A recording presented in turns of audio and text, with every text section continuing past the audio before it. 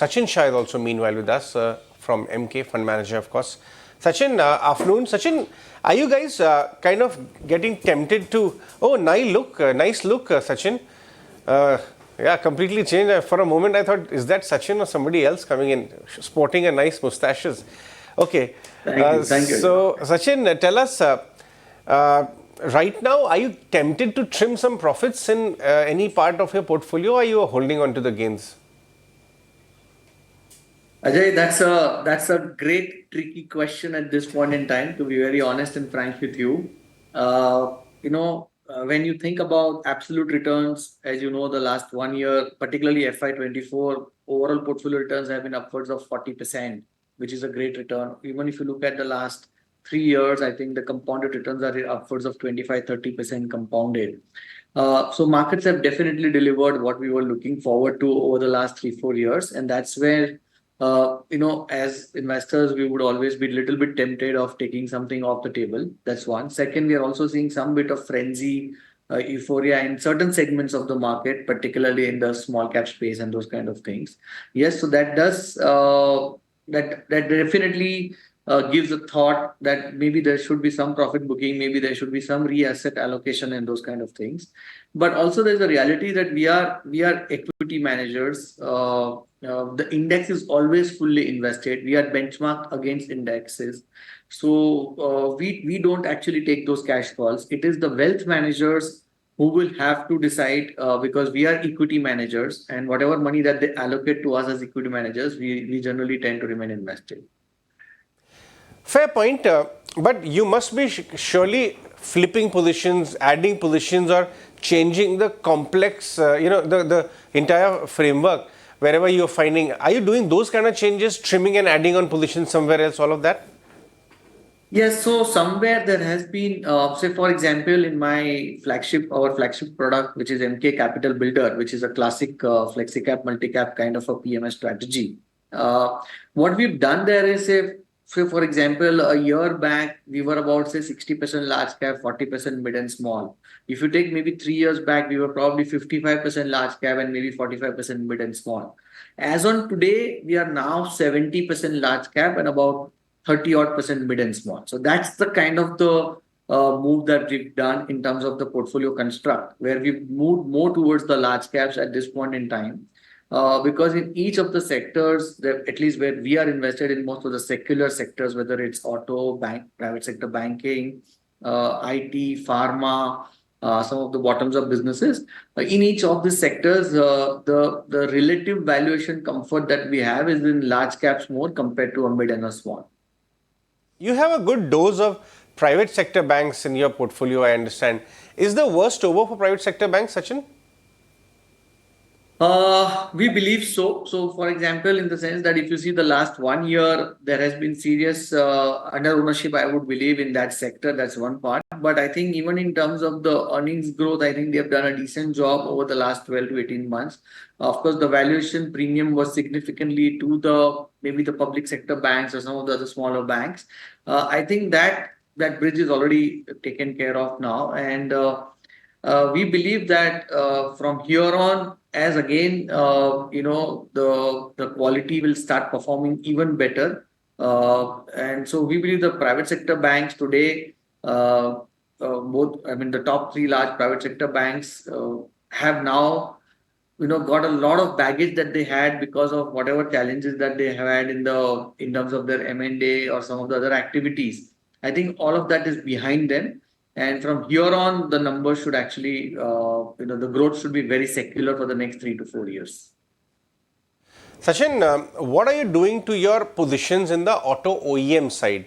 I see iShares is one of your stocks, but what I want to ask is that the two-wheeler part of the auto OEM ran up quite a lot or got re-rated going into Ola Electric because they themselves had a lot of two-wheeler EV play embedded in them. Now there's talk of good monsoon and higher rural push. So two-wheelers are likely to do even better from here on, or they've run up, so one should be trimming some positions. Ajay, see, we have to also be cognizant of the fact that the penetration levels in the overall two-wheeler segment is fairly high. So from that perspective, I think the overall two-wheeler growth will probably will be in maybe mid to high single digit kind of a growth over the next 3 to 5 years is what we believe. But the real big story today in India, not only for two-wheelers but for across products and categories, is the game of premiumization. The young as aspirational India is very much looking to upgrade themselves to premium products. So even within the two wheelers, like you just mentioned, Eicher Motors is one of our holdings, or even if you look at Maruti, all of those companies, we are very clearly, playing the premiumization story over there. We believe that today, say out of a probably 15 million two wheelers sold, less than a million are probably in the premium category, the Eicher Motors positioning where they are, the 350cc and above. So we believe that segment will actually grow much faster than the overall two-wheeler category. So the premiumization story across the auto, even within the, like say, if you look at the four-wheelers, right?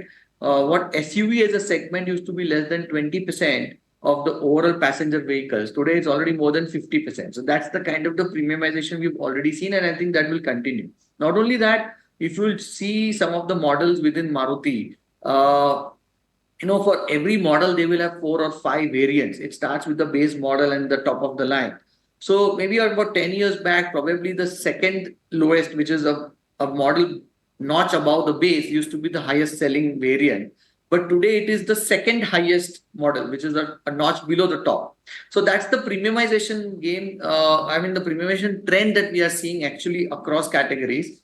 So we are more positioned for the premiumization story within the category, and again within the segments wherever investors or the consumers are looking for more features kind of products.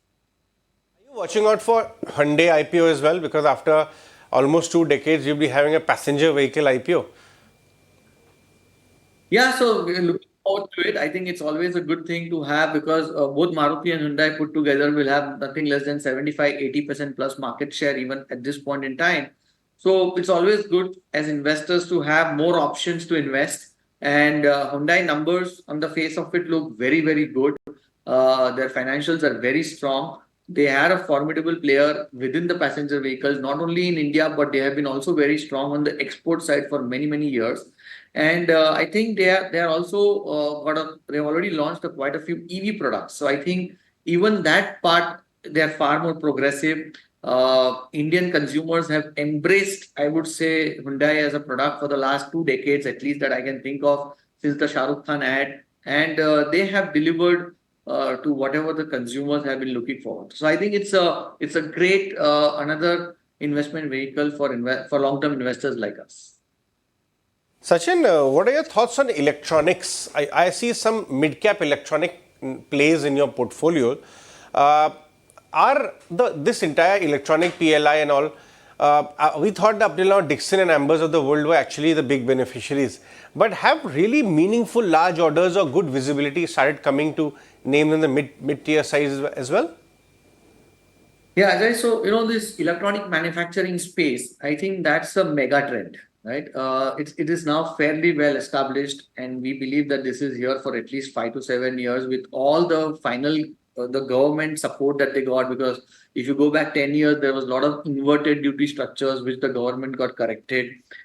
In the last few years, we have also seen a lot of PLI support over there.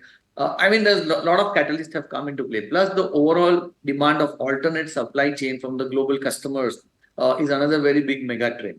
So today, this China plus one, Europe plus one is a reality today in the electronics manufacturing space. If you talk to most of the companies, you get a clear sense that what was inquiries for last so many years has actually now got converted into hardcore order books. And you will see these order books getting executed over the next 3 to 5 years, is what we can understand by meeting a lot of these companies. So we believe electronic manufacturing space is a trend here to stay for at least next 3, 5, 7 years. What's happening in the mid-tier engineering companies?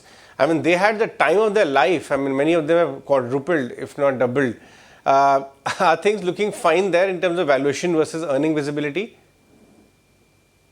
Again, a tricky question. Earnings growth very strong. They have delivered very good. Outlook also very good. but I think valuations are definitely a bit ahead of time. If I would say not in the euphoria zone, but they are definitely running a bit ahead of time. Uh, so it's going to be very very bottoms up, very company specific when it comes to looking at valuations, understanding the kind of the near to medium term order book that they have and that they can execute. Also, some of these engineering companies have done very well in the domestic market in the recent years because again a classic cyclical bottom that they hit, and from there in the last 2 years they have delivered. But the real big story is when some of these companies will actually be able to go and crack the export markets. And at least a few companies that we track or we've also invested have been trying to go and crack into those European markets or in some of the US markets, also North American markets. So I think the real big, the proof of the pudding for this current valuations to sustain and to deliver returns from even the current prices is going to be whether some of these companies are able to actually go and crack into the export markets. Now, if that actually plays out, then yes, we still have a long road. But it's a probability game at this point in time. It's not, the valuations are not so cheap where the margin of safety is very high. All right, Sachin, we'll let you go on that one. Thanks so much for your time. If you like this video, then like, share and subscribe to ET Now.